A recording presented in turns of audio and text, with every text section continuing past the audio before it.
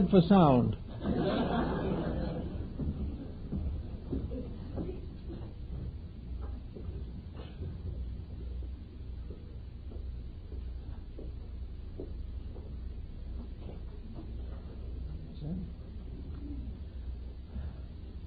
This morning we have a subject that bears upon the future of our world, our nations, and our families. And I'm going to drop back 2,500 years to sum up the problem in a few words, very choice words by the philosopher Confucius of China. He said in simple terms, "As go the homes, so goes the nation." No exceptions to that, no variations on it, no excuses for not doing it. If the home life of a country fails, the failure of the entire political system is inevitable. Now this was quite a while back. We've had a lot of experiences since then, but as far as I can tell, there are no experiences that justify the thought that this statement is not still active and important. In the 17th century, a Moravian educator by the name of Amos Comenius, better named in Latin, who established what is now regarded as the first idea of a public school system in Europe. He realized that education was necessary not only for the maintenance of governments, but for the encouragement and advancement of peoples. And he suggested a very important point. Where does education begin? He said it's hard to tell just when, but it is definitely there the moment a child is born. A child who has no education until he goes to school is almost a failure.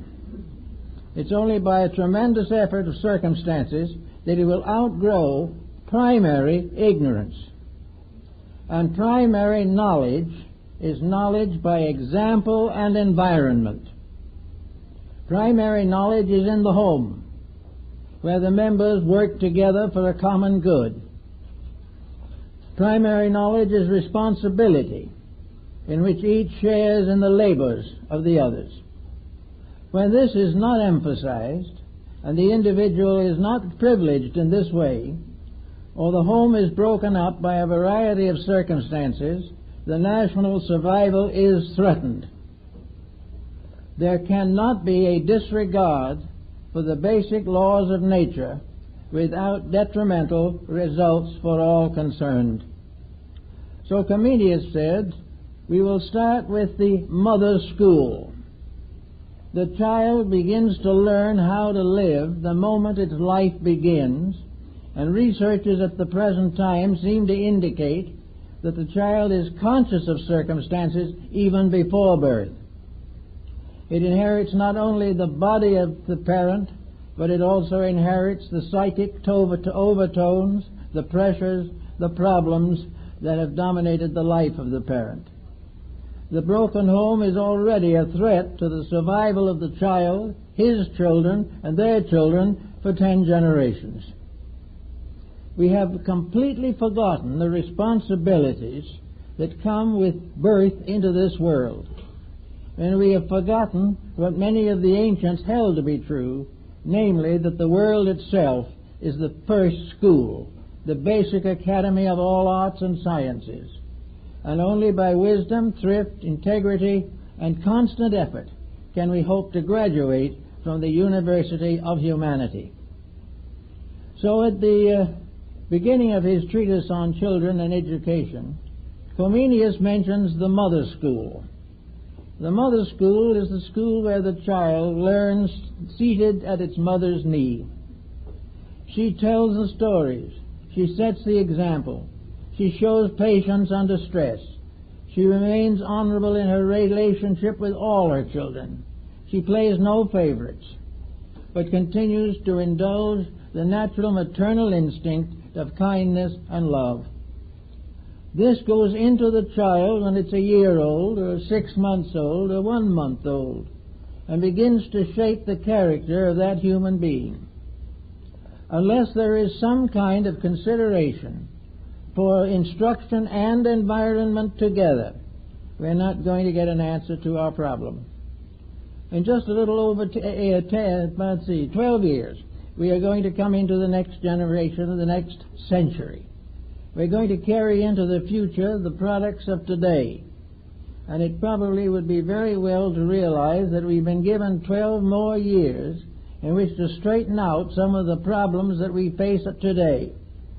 This is without question the most difficult generation that has been recorded in history. And this difficulty is not innate, is not inevitable, and is not predestined. It is the result of a series of mistakes, a series of failures to adjust to facts. And one of the most important source of this information that we need is education. Education must be by both instruction and actual doing of the thing.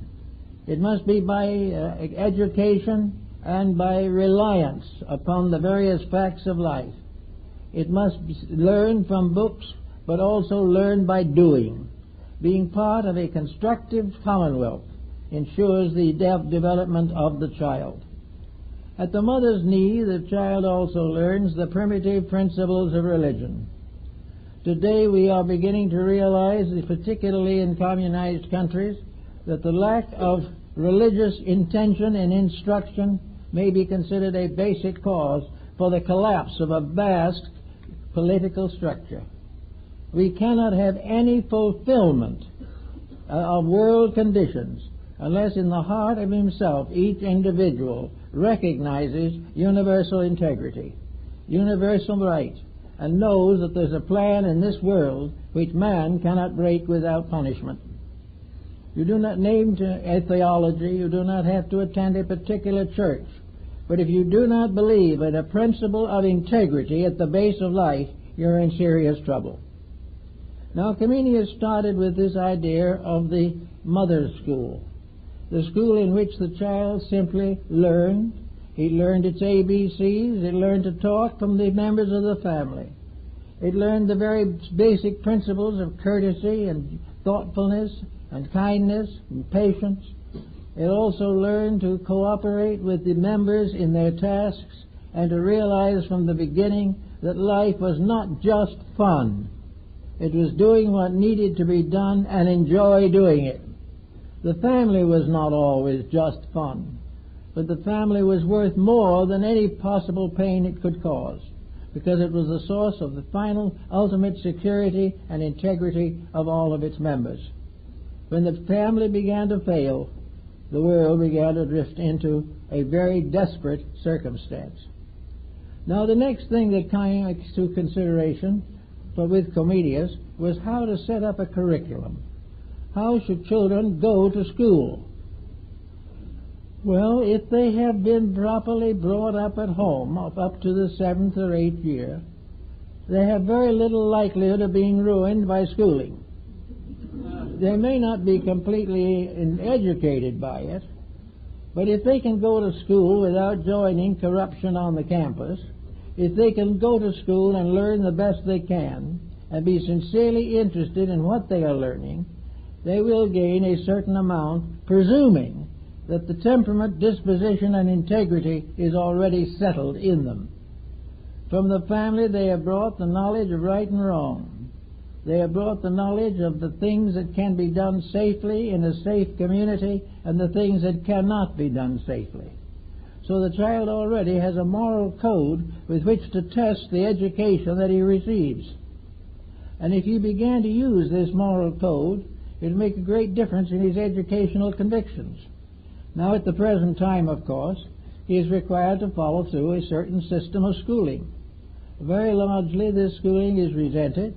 Very largely, it is not providing the child with what it needs to know.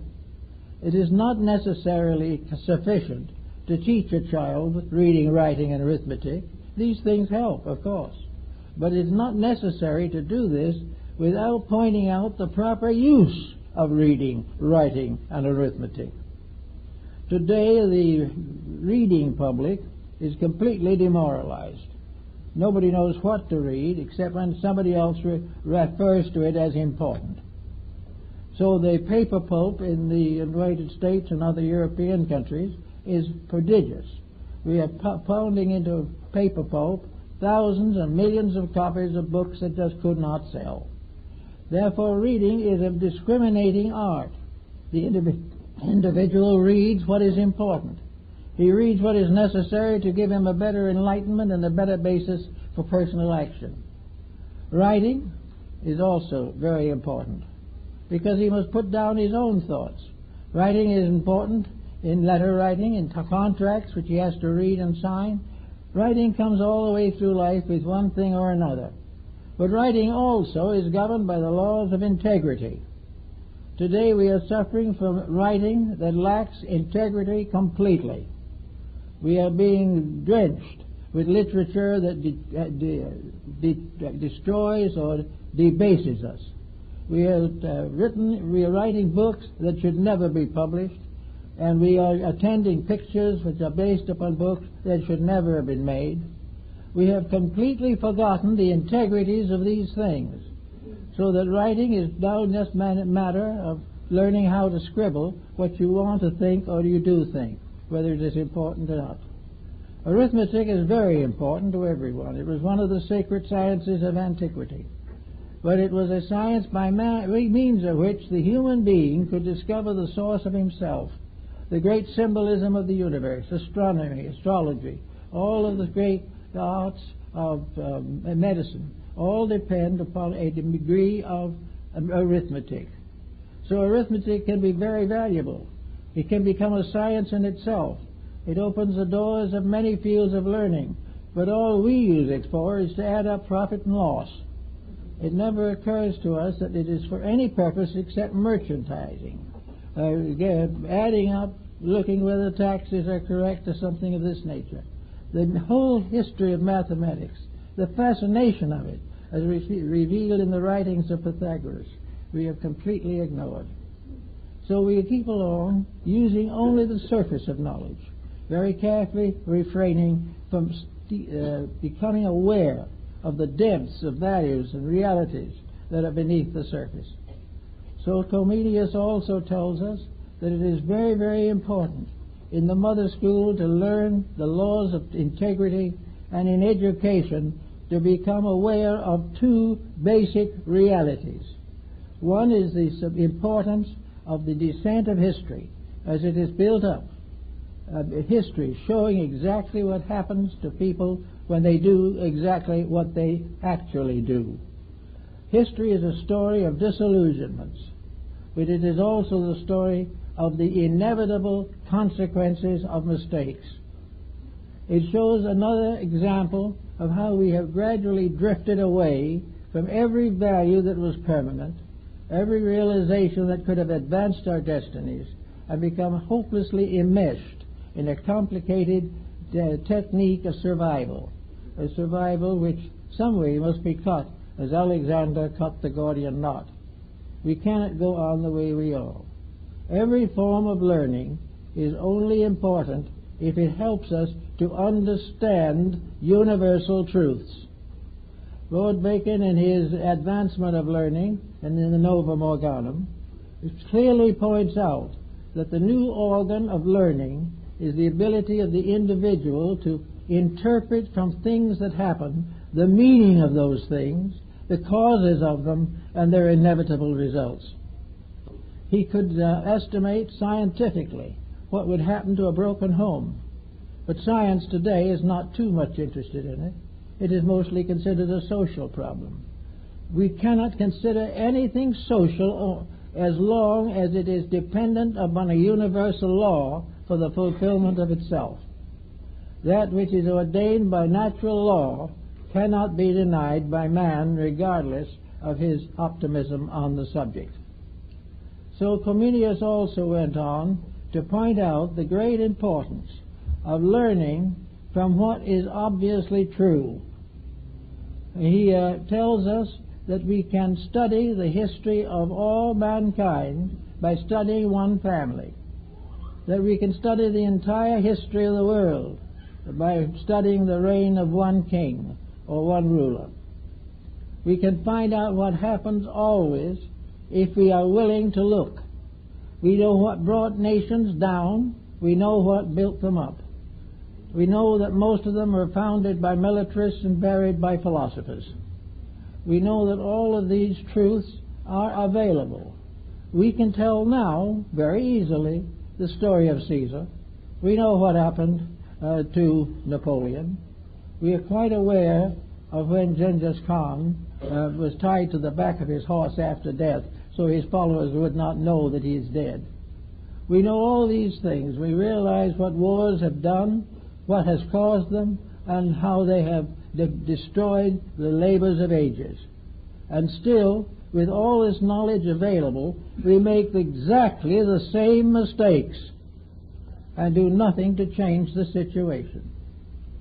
We have a feeling, which seemingly is quite widespread, that we can buy freedom from the consequences of conduct, that we can find some way of escaping the natural destiny of causes by some financial advantage. If we can buy someone's goodwill, we can go forward with them. If we lose this goodwill, we lose the job. So nothing remains of the integrity, only of what we have to do in order to maintain what we regard as the proper level of civilization. Another interesting point I think to make is that a materialistic culture, as both Confucius and Comenius pointed out, is bound to fail. There is no possibility of maintaining it, because no one can behave whose ideals are not higher than those of daily profit and loss. We cannot hope to create an educated world while education is pointed only at the accumulation of wealth.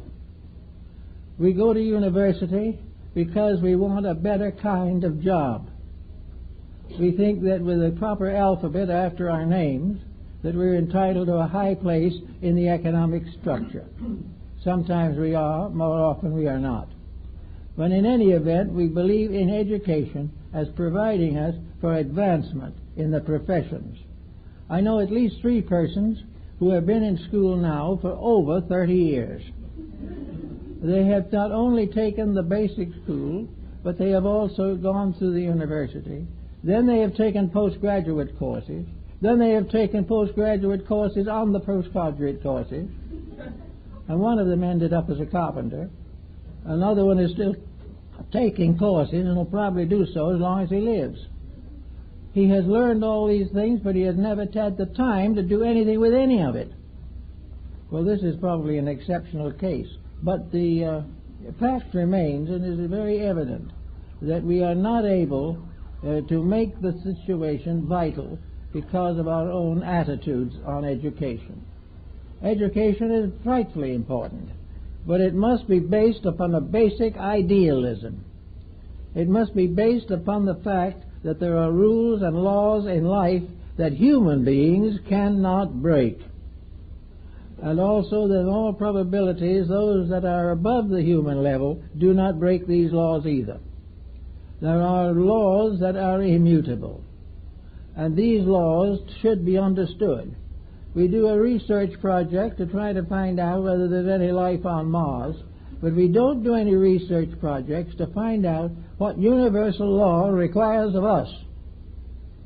We do not gain from all this knowledge a proper code of life. We do not have a proper understanding, generally acceptable, that the laws of mysticism or spiritual living are just as exact as the laws of physics. Wherever a law is a law, the human being must keep it or break it. If he keeps it, he gains from it. If he breaks from it, he punishes himself. Now, this kind of thinking is basic to people who have studied almost any field of learning.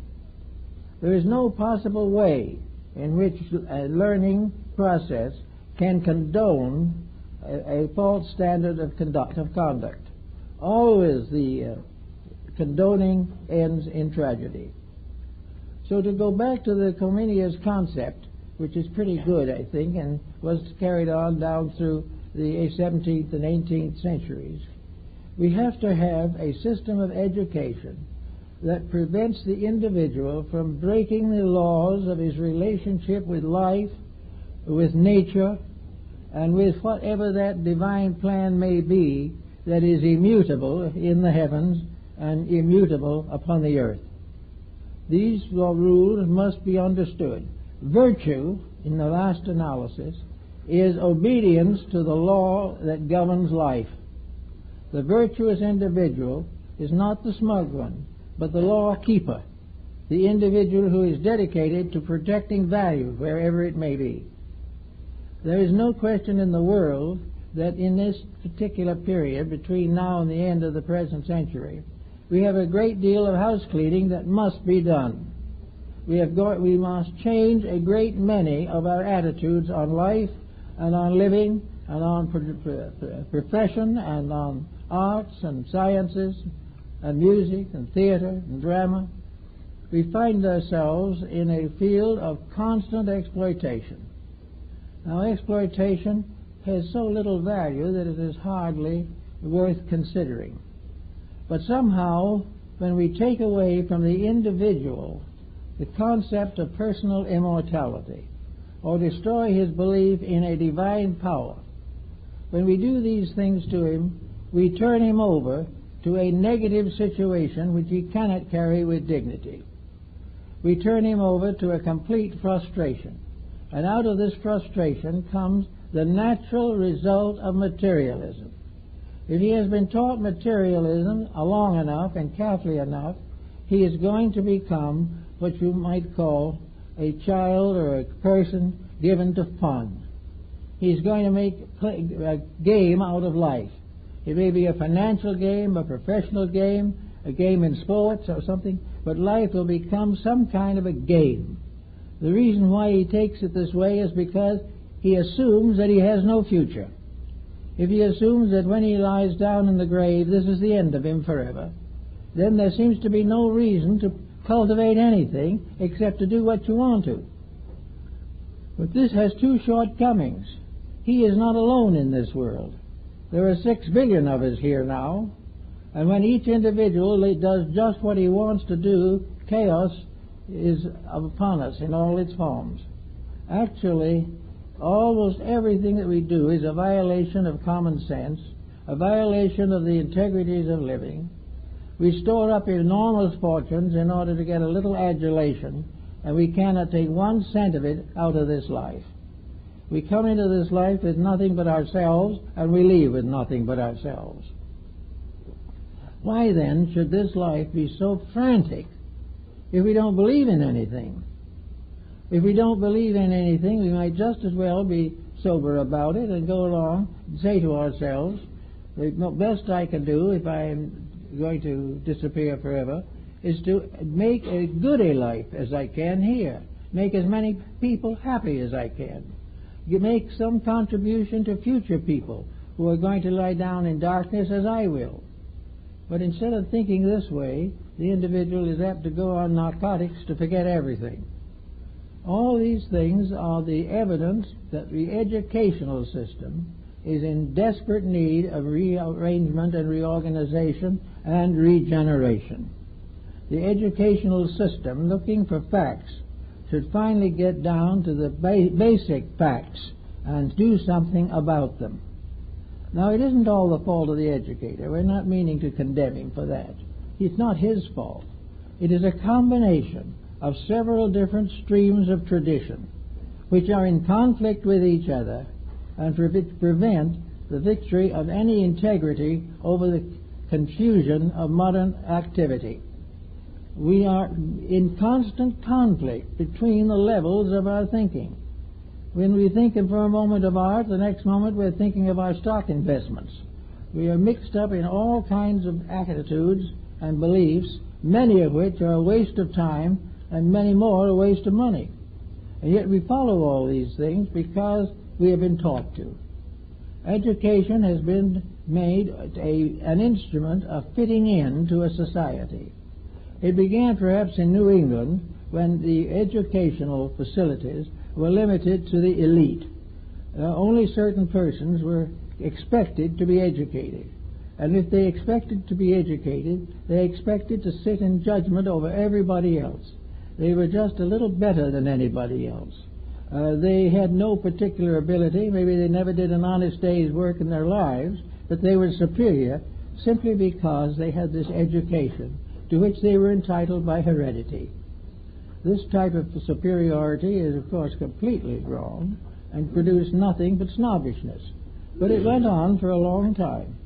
And even today, there is a great sense of special importance in an individual who has attended a very important university or who has taken very important specialized courses on some subject. It is assumed that he knows more. Thus does not necessarily follow at all that he knows more. All thing is that he has been to school longer and perhaps has been exposed to ideas that he never could use and were not true in the first place. So we cannot depend on those things for our actions or our activities or our solutions. We have to go back and begin to work on our own natures and our own abilities. We have to work from the simple basis that the first thing we have to be in this world is to be honest human beings. Until we gain that, there will never be any peace, there will never be any equity, there will never be any understanding or friendship, there will never be any end to the conflict and turmoil on every level of life. We have got to be honorable people. We've got to be true to principles. And what principles? Not principles of taking it away from somebody else, but principles really are based upon principles of integrity within ourselves. Each person, as he approaches this next century, should be prepared to face the importance of self-improvement, that he will do something to do better than he has ever done it before, that he will carry forward into the next generation young people who have been taught to love work, to rejoice in responsibility, and to do the work of the world graciously, cheerfully, and without expectations of special privileges.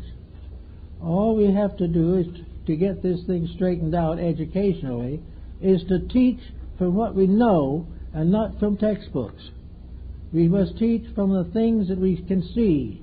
We can take the experiences of our neighbors and also, of course, historical experience. But we can find ways to know that certain things don't work. Napoleon, for example, made the statement one day that almost any clever general can win a battle. But only with the help of God in peace can he run a nation. Without the belief in God, you cannot hold a civilization together. Call it superstition, call it anything you want to, but the absence of it absolutely condemns a structure to failure. There is no way of escaping it. Therefore, it's apparent that nature didn't want us to think that way. Probably the greatest proof to the skeptic of the existence of God is the fact that nothing can get along without him. So we might as well learn these things. And instead of learning some technical explanation of some way of training lizards in Galapagos, we get down to working with people, working with the problem as it is, and make education the art of sharing knowledge and not sharing prejudices and conceits. Education should also help us to get out of the mess that we're in rather than to get in deeper. Today we accept the fact that our natural resources are gradually dwindling. We respect the fact that our industrialism is destroying our climate, and that all kinds of things that we're doing, we're wearing out our natural resources, we're exhausting our petroleum supply, we are doing all kinds of unpleasant things with life, and we're still looking for a place to throw our garbage at somewhere away from here. We are actually wasteful thoughtless about the facts while we go out to explore this inner structure of the galaxy. Well, that's very nice if someone has the time and leisure to do it. No one should say he shouldn't or couldn't. But there's a time for the best minds that we have in the world to get out of politics and into the facts of life. We are in a position where we have got to come back to basics. We have got to come back to the realization of what works. We have to realize that there's something more than a sham in the fact that Confucius taught that every living person should live as though his ancestors were in the room with him, seeing how he did it, and his descendants in the same room to congratulate him or punish him for his mistakes. That we do not live alone at all. We live with the past and the future. And sometimes that past is only an hour away and that future 10 minutes ahead. All these things mean the universe must be put together into a pattern that we can live with and live by. If we cannot do this, it's going to be very, very hard to get into the next century successfully. Well, supposing we make a very definite effort this way, how can we get to the point where we can face the year that is coming up? Where face the year that begins with the year 2000. This is the problem that we have to face now, and there are ways in which we can do it. And one of the ways is to clear up as much complex as we can while we're here now. It is much better to carry as little trouble into the future as possible. The present trend is to throw all the trouble into the future, assuming that in good time and in space and in eternity all this garbage will disappear. There's no proof that it will not also disappear and take us with it, because we cannot continue in the present course. We cannot go on wasting resources, destroying our ozone levels, finding it impossible to get rid of our nuclear rubbish. We cannot do these things unless we do something about it. We cannot kill off all the wildlife without doing something to nature that we shouldn't. We cannot actually afford to live constantly and forever in the face of the very things that are causing us the most trouble. We cannot build a new generation on the present TV programming, which is very poor in most cases, and actually can contribute to the delinquency of the young, but we don't look at it that way. The thing that is important is these great corporations show a profit. But the fact of the matter is, most of them show a debit, but we don't see it. The debit being the deterioration of society. We have to do a lot of things to clean up our world if we wish to hand it on to somebody else. I know an old lady who always liked to rent a flat that she had upstairs. It was her principal source of income. And of course when people moved out, they generally left it either dirty or disordered. But before she rented it again, she thoroughly cleaned it and made it just as neat and immaculate as possible. Before we go into the 21st century, we've got to clean house. We've got to make sure that that is not going to be a century in which the rocks that we have tossed up in the air come down and hit us on the head. There is no way of escaping the facts of life. As ye sow, so shall ye reap. And we have been told also that as the twig is bent, so the tree is inclined.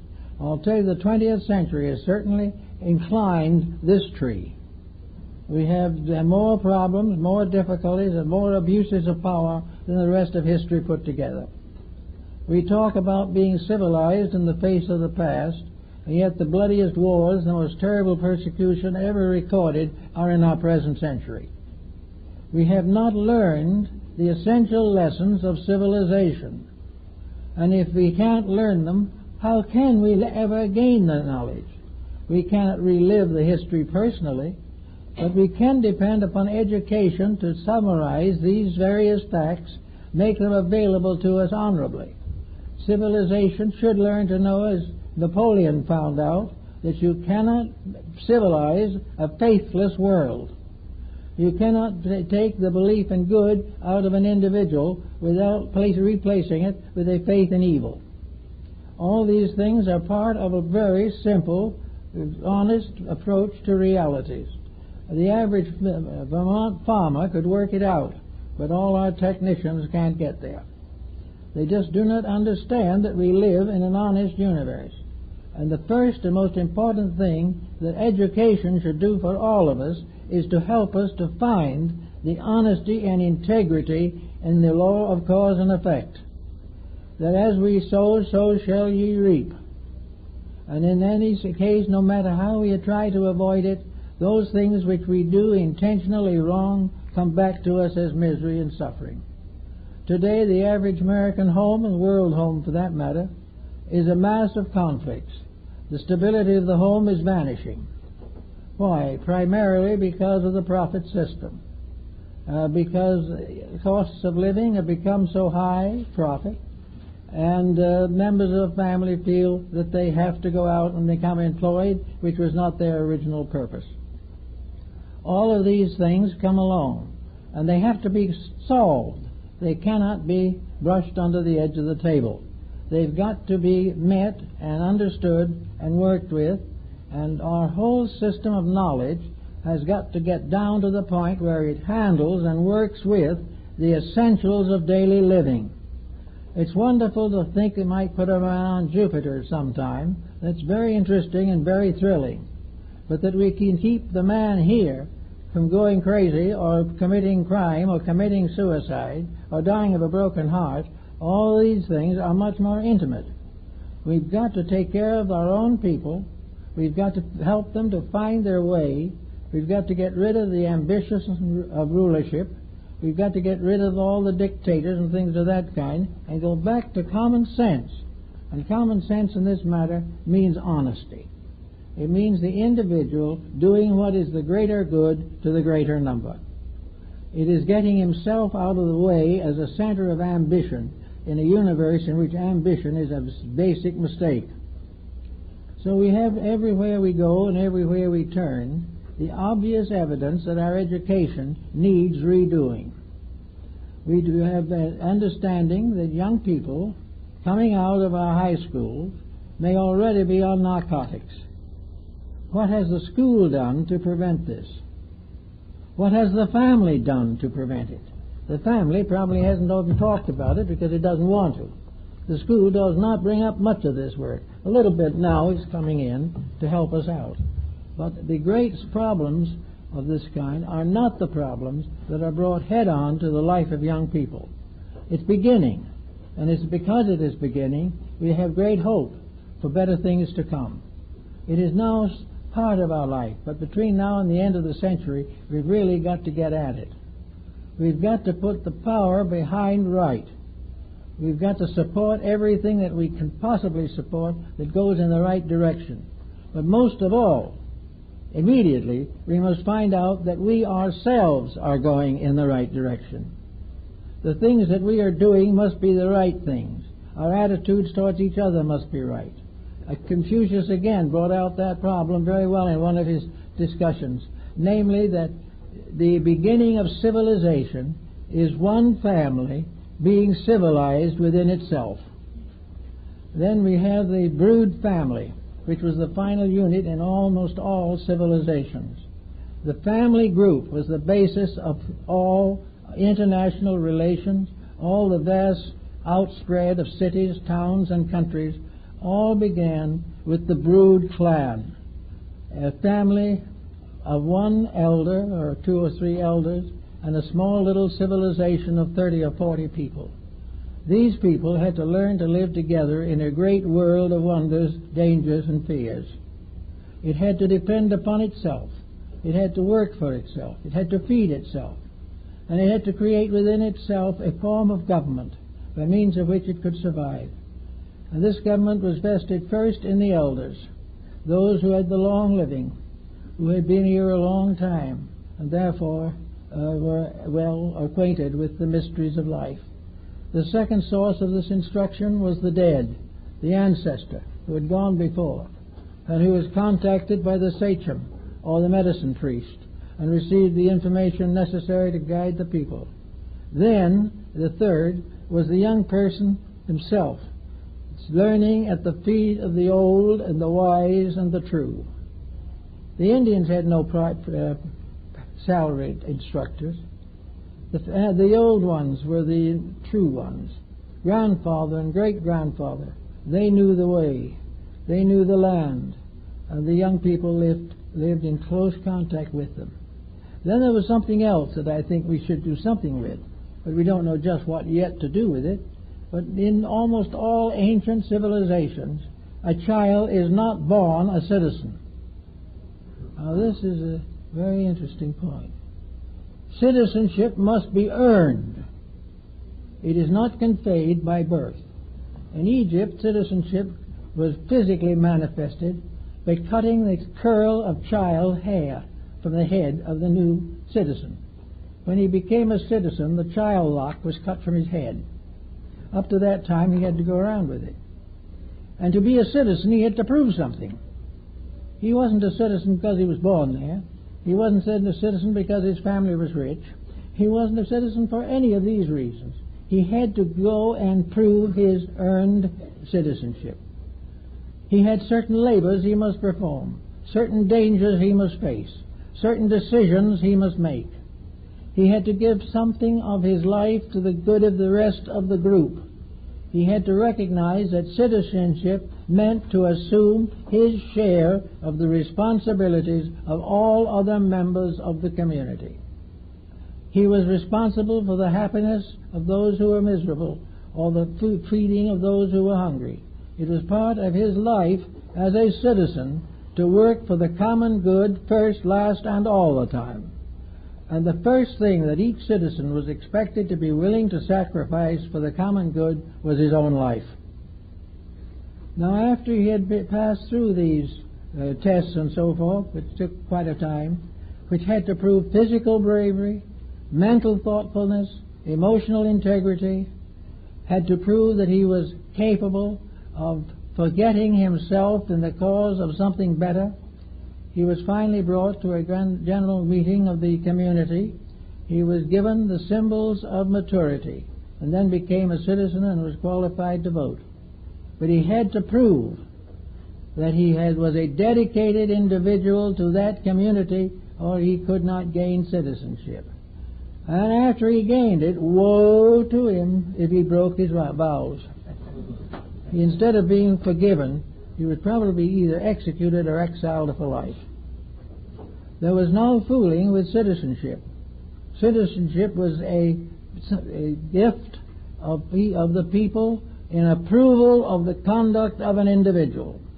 No other possible way. Now, we probably might not want to follow the example of Lycurgus with his Spartan way of life, but he was of the opinion that no individual was worth anything who had never suffered for his principles. And he affirmed and assumed that most people suffered not for their principles, but for the lack of them, and that therefore it would be a good plan once in a while that a person should suffer for a real principle that was worthwhile. So Lycurgus, courage, integrity, and personal virtue were the great principles of life. So we have all these different things to think about. And then in citizenship we have another problem that we find in connection with the ancient American civilizations.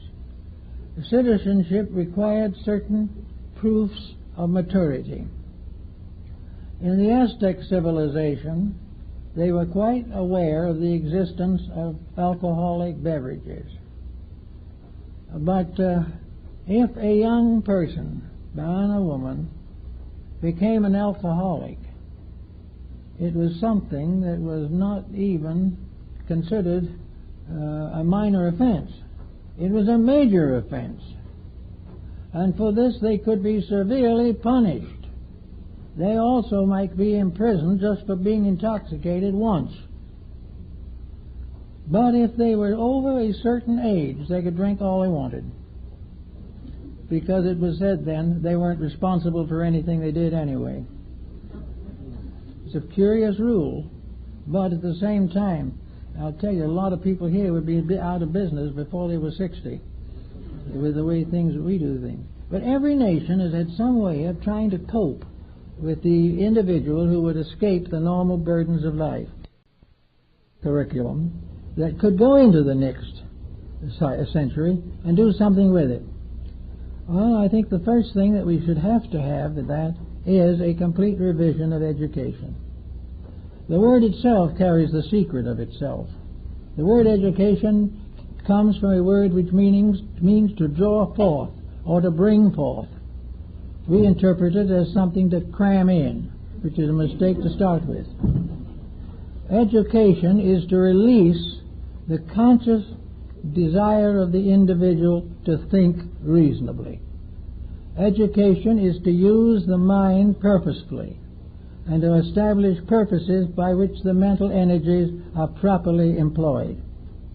Education is therefore the victory of growth over the victory of profit and loss. All these things mean that actually education is to prepare the person for citizenship in a way of life which he likes to believe is important. If it is important, then he must protect it. If he doesn't protect it, he doesn't believe it.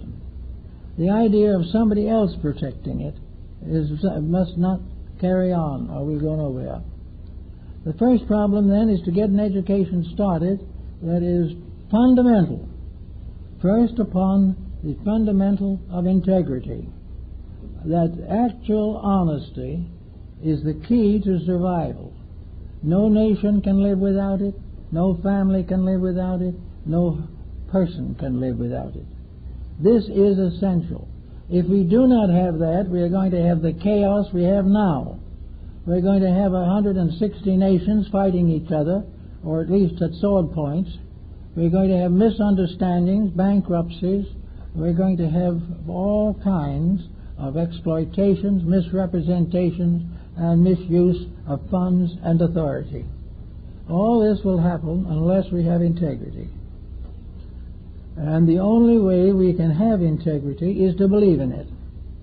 To believe in it to the degree that we will cooperate with others of similar integrity, but withdraw our cooperation from those who are lacking in it. We do not need to go out and persecute people, but if they do not reveal a reasonable degree of honesty, we may not necessarily continue to patronize their products or participate in their way of life.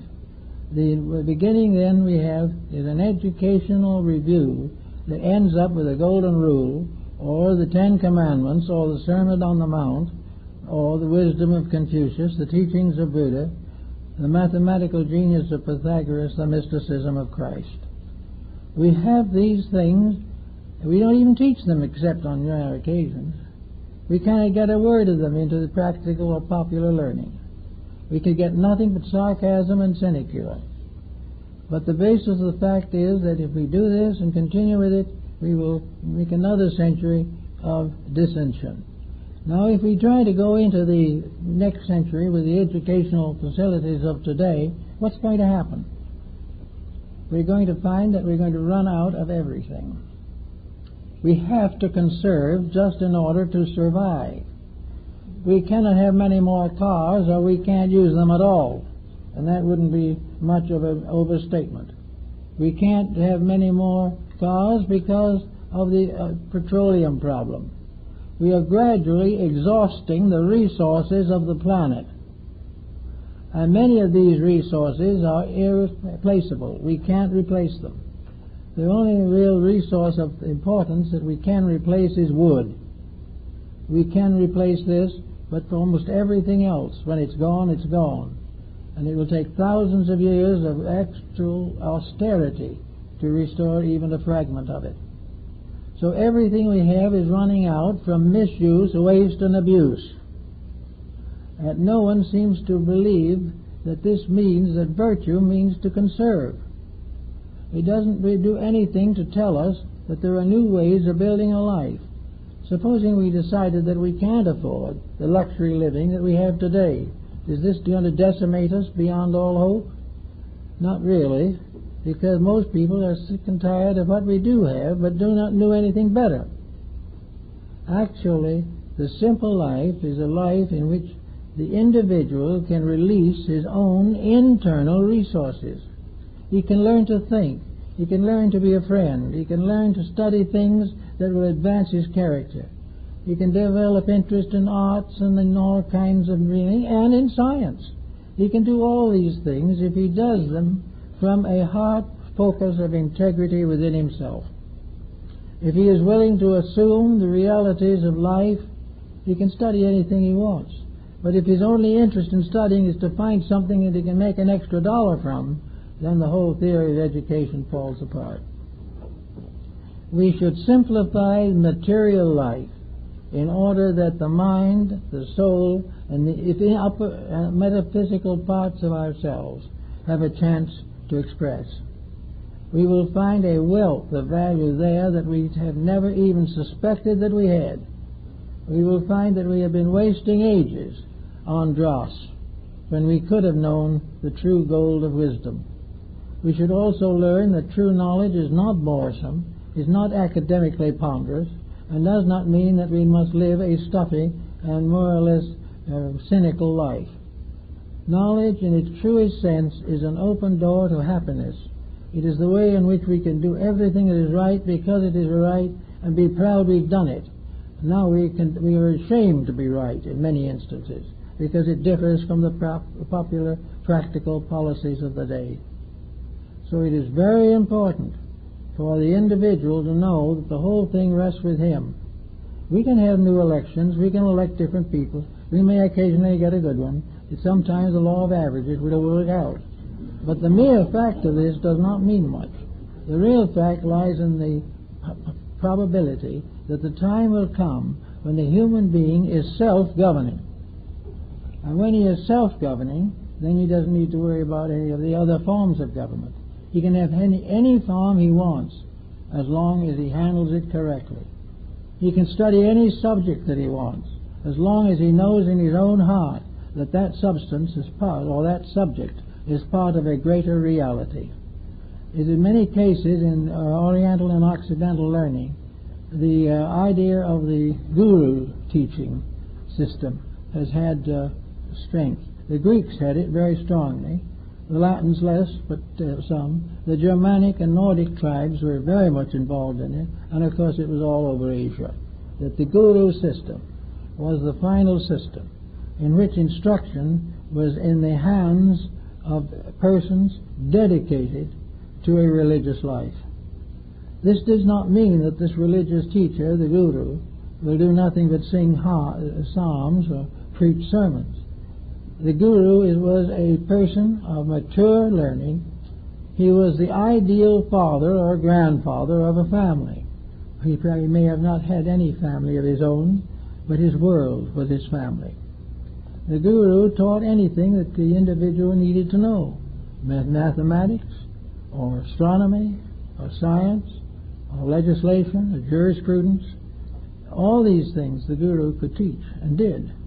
But he taught them in an environment of integrities. He taught them as great spiritual realities, part of a divine plan for the perfection of the creation.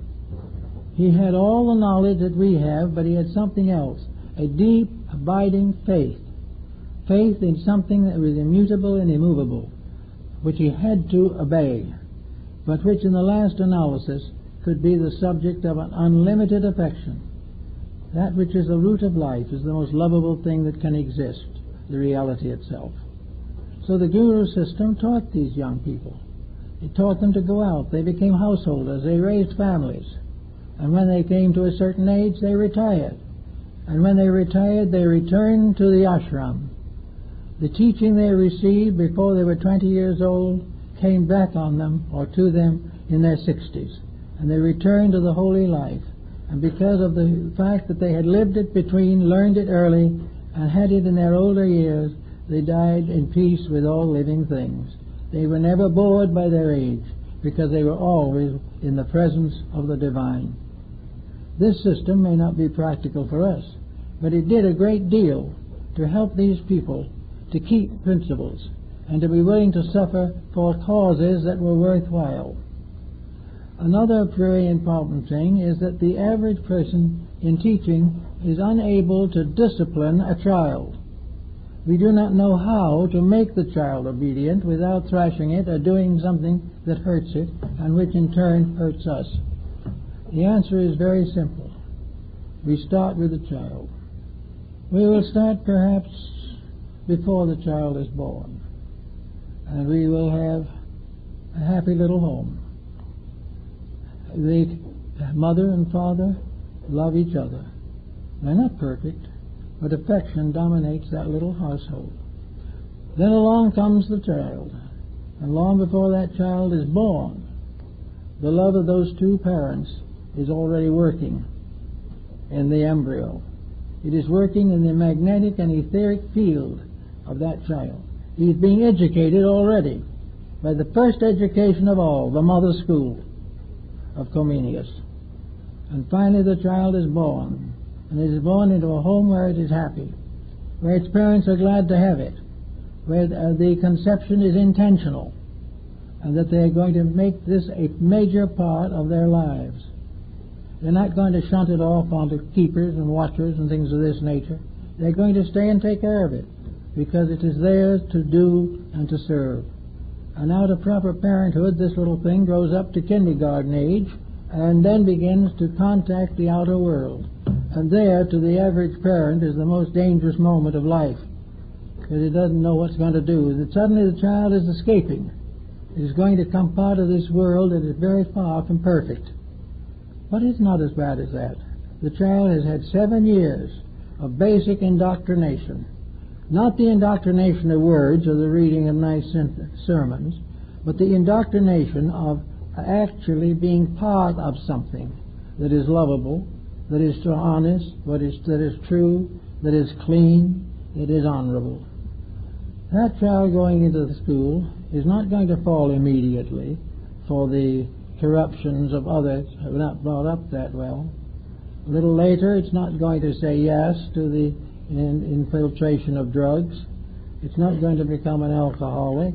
It's not going to do any of these things, because in the root of itself, it has experienced truth. It has experienced reality in the womb of the mother, and this it can never lose.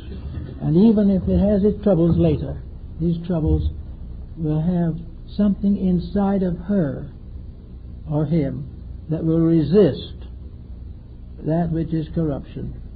There will be something that will say, I can't do it. I don't feel right. It is contrary to what I learned in the first 5 years of life. And because those are the formative years, when the child is taking hold of the body, is learning to become aware of this world, these are the most important years of its life.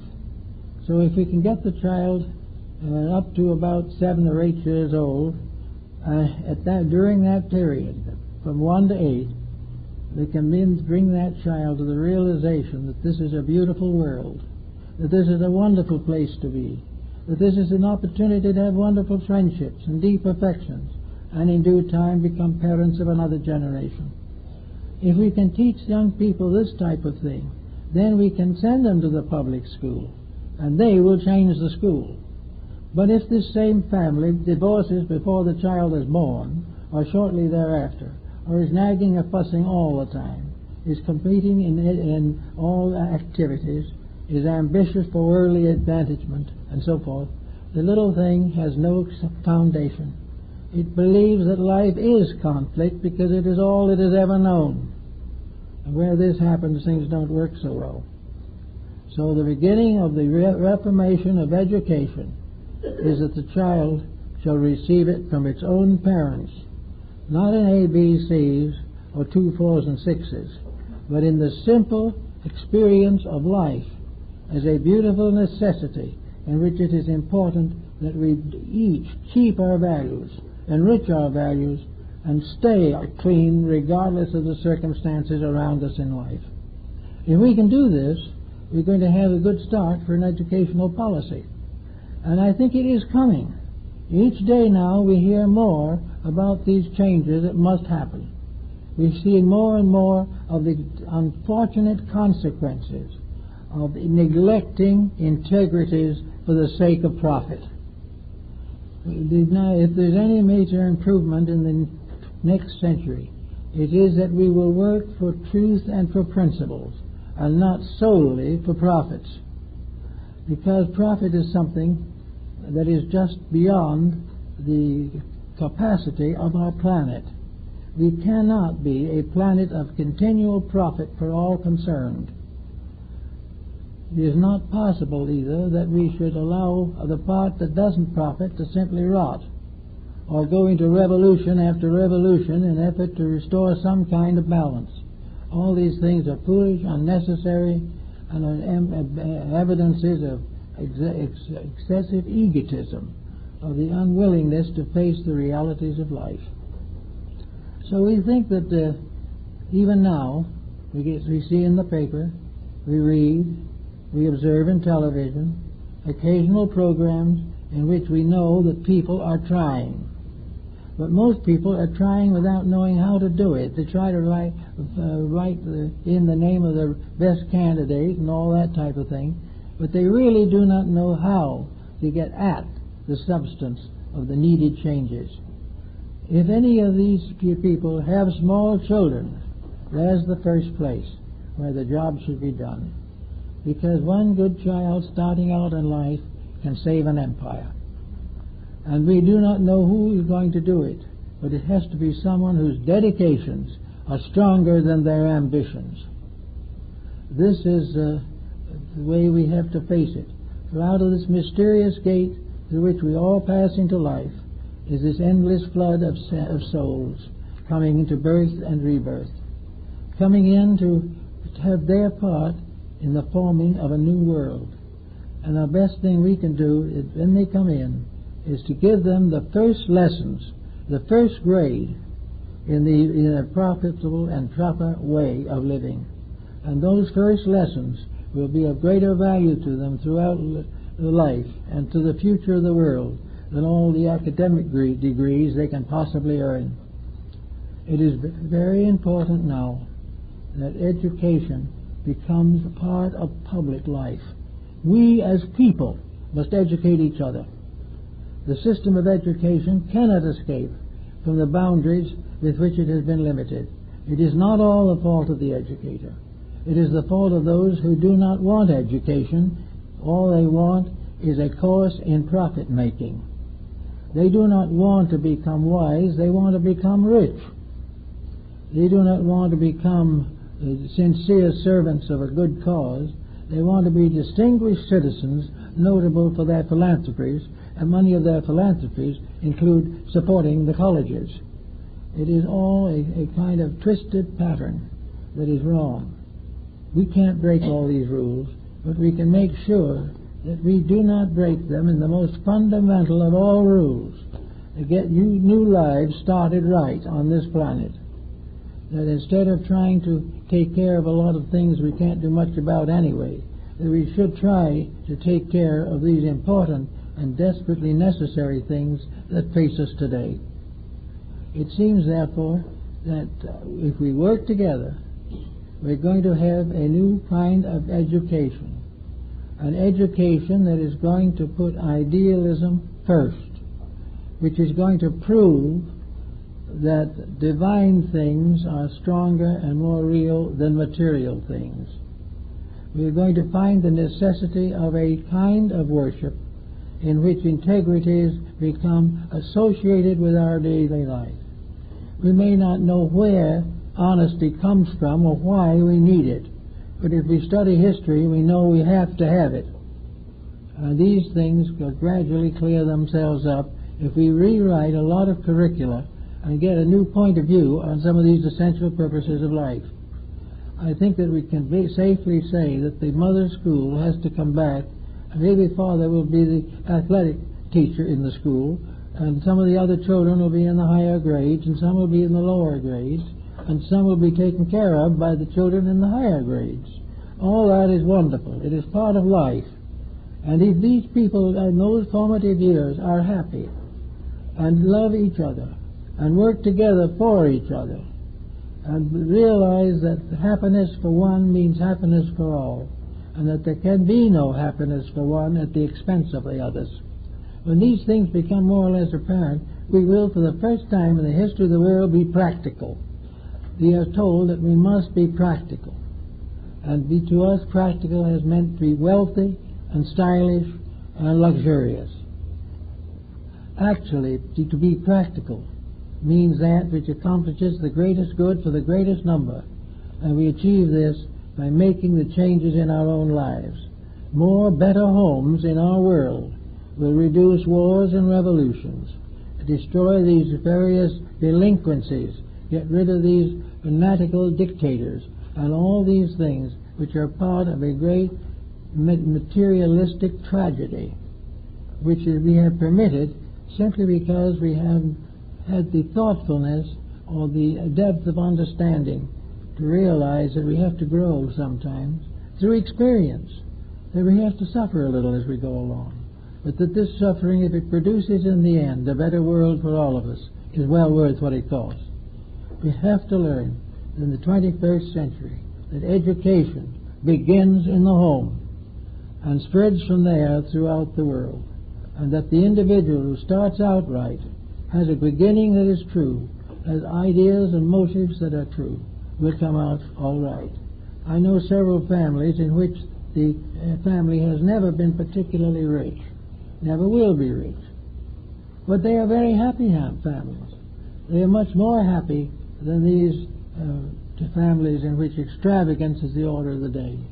They have what they have because as a family they are caring, they love each other, they work together, they have fun together, and each one has a deep belief in the integrities of the family, and it will always attempt to live it. These families are happy, which is much we can say for them, but you can seldom, if ever, find a family of great wealth, authority, and power that is happy.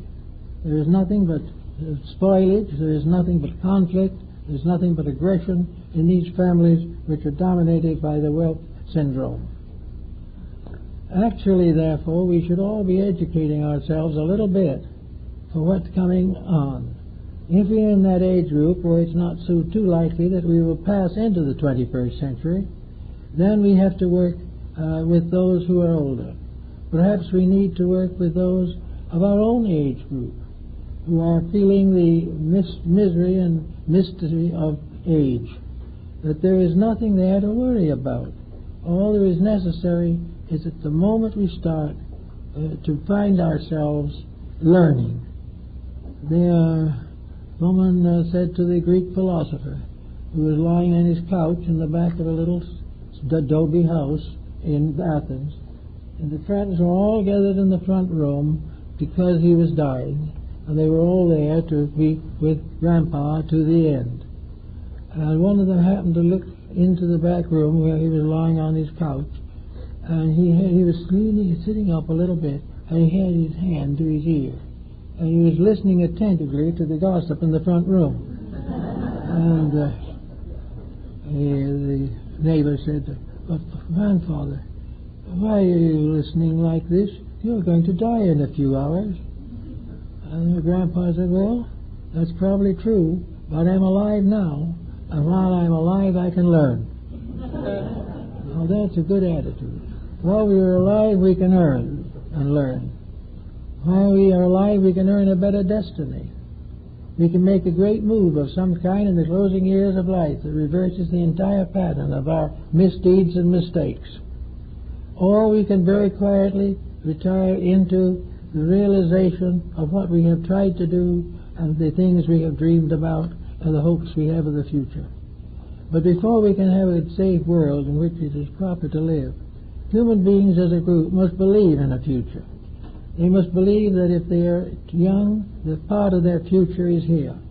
If they are old, most of their future is elsewhere. But in any case, there is future. Certain is death for the living, certain is birth for the dead, says the Bhagavad Gita.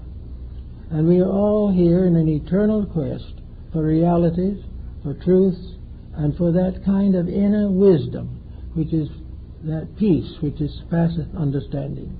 We are here to grow, to learn, to love, and to serve. And if we fulfill these requirements, we will never fail very much.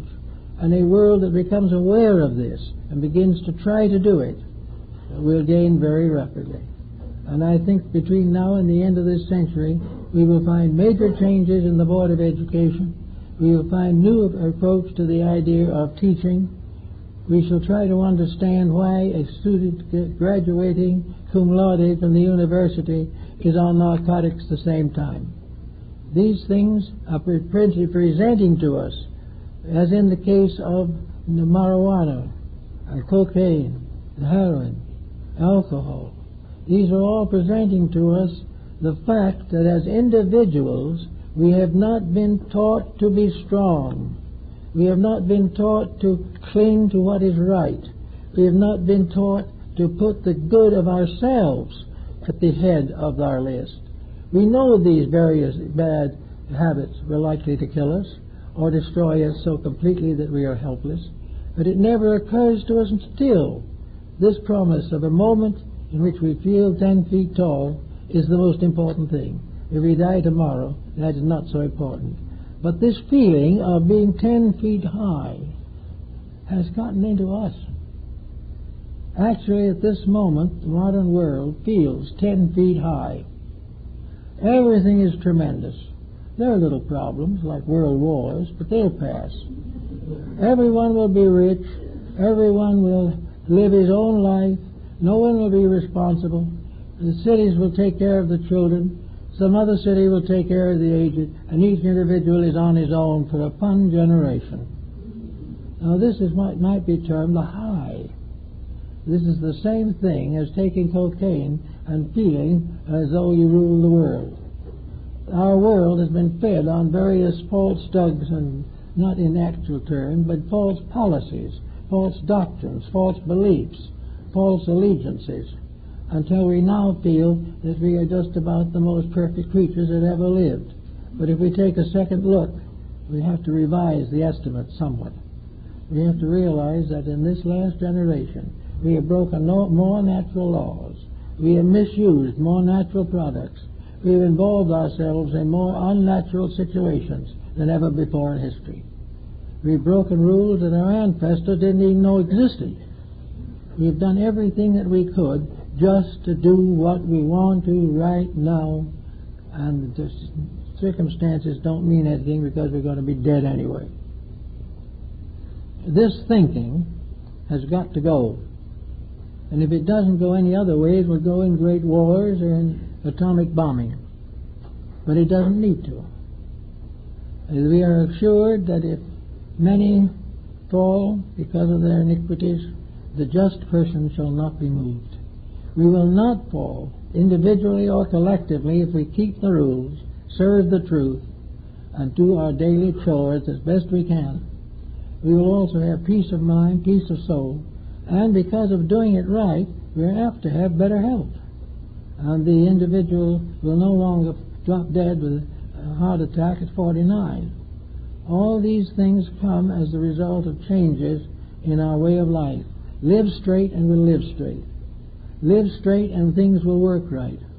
Do all the things that we can to the best of our ability and pass on to our descendants a heritage of good examples. If we will do these things, we will not have much else to worry about. We can then go peacefully along in the day, enjoying the arts and crafts, partaking in all those things which are useful, but avoiding carefully any form of activity which is unnecessarily harmful to any other creature. Live harmlessly, as Gandhi said. Live as far as we can to help the world rather than to hurt it. Not out to slaughter animals, but to take care of them. Not out to slaughter human beings, but to save them. Not out simply to enslave, technically, even though we do not use the term, millions of human beings. All these things will cause trouble. And if we correct the mistakes in ourselves, we will end most of the world's suffering. And the school should teach this. The school should teach that every student is a potential force for good if he is willing to accept the responsibility. And if he is not willing to accept the responsibility, it is foolish indeed for the community to educate him. But he will, with proper example, and proper encouragement and proper inspiration, accept this standard of better living. He will be proud that he can be part of a generation that makes a contribution to the future. All these things are possible to him, and he can do them. But he needs a little help at this time. The schooling should begin to teach him what he should be, instead of preparing him to fit like a robot into some prearranged economic system. The whole theory of robot economics that we know now is a dying theory. It will not last. It cannot go on. It can never be profitable. But it will fascinate all kinds of people who love gadgets and who think of all change as progress. And every new complication is a thing of beauty and a joy forever. This type of thinking is not any good. But if we work with it properly, and the schools will get back of getting to the truth of the matter, getting to the facts that we know are true, and which we can prove from 5,000 years of written history and 50 years of current miseries. All these things we can learn, understand, and take into consideration. If we can get together, we can become the members of a planet, and the earth itself will be the great schoolhouse. Here we will all be here as A.B.C.darian students in the College of the Holy Spirit. That was what the Rosicrucians called it. We all are in school. It doesn't show from here much, but this is the little red schoolhouse. And we're all in it. And it's time to graduate more students with honorable marks for having done it right. The time of playing hooky and being prudent and not doing the lesson and trying to escape the responsibilities, these times are passing, because the world simply cannot support the abuses which has been heaped upon it. The time has come for the regeneration of these things, a universal reformation of human relationships, with the emphasis upon a unity in the world family, and the recognition that we are all one group, and that this group depends upon its own inner structure for survival. And if we work together, we can survive, we can protect resources, we can do all kinds of good things. But if we keep on paying other people to do it for us, we're going to be in the same condition we're in now indefinitely. It's time for us to do our own thing and do it right. Well, you said something?